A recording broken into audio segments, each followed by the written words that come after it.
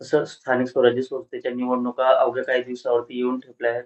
काँग्रेस म्हणून किंवा महाविकास आघाडी म्हणून काय भूमिका राहणार आहे निवडणुकांमध्ये?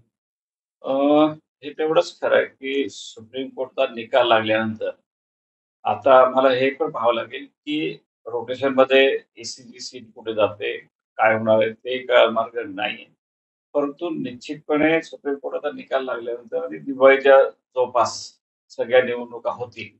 पहिले जिल्हा परिषद होत असतील, नाहीतर मग महानगरपालिका, नगरपालिका हे होत असतील. त्यावेळेला मग आम्ही हा विचार केला, की आमचा पक्ष हा राष्ट्रीय पक्ष आहे. राष्ट्रीय पक्ष असल्यामुळे आणि हायकमांड कोणत्या प्रकारची भूमिका घेते त्याच्यावर बरंच काही अवलंबून आहे. परंतु मला हे वाटतंय की महाविकास आघाडी म्हणून सुद्धा लढलंच पाहिजे. जसं आता याला महानगरपालिका असेल, मुंबई असेल. मुंबईसारख्या ठिकाणी काँग्रेसला निश्चितपणे अ, जो बाळासाहेब ठाकरेंना साथ दिली पाहिजे. एक सर्वसाधारणतः तिथले म्हणजे समोर जर स्वतःच्या पक्षाला जर फाईट करायची असेल, तर या प्रकारचा निर्णय झाला पाहिजे असं मला स्वतःला वाटतं. मी लहान माणूस आहे. परंतु निश्चितपणे महाविकास आघाडी म्हणून जर लढायचं असेल, तर त्या प्रकारचा निर्णय हायकमांड घेईल. परंतु मला स्वतःला वाटतं, की राष्ट्रीय पक्ष असल्यामुळे आम्हाला आमची तयारी सुरू केली.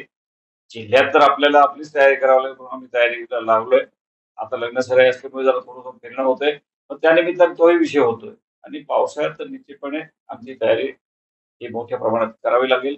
करतो आहे आणि जिल्हा परिषद परत एकदा ताब्यात घ्यायची हे तर स्पष्टच आहे. महायुतीमध्ये कुठेतरी मतभेद आहे. त्यामुळं याचा फायदा जो आहे तो महाविकास आघाडी किंवा काँग्रेसला होईल असं वाटतं का आपल्याला?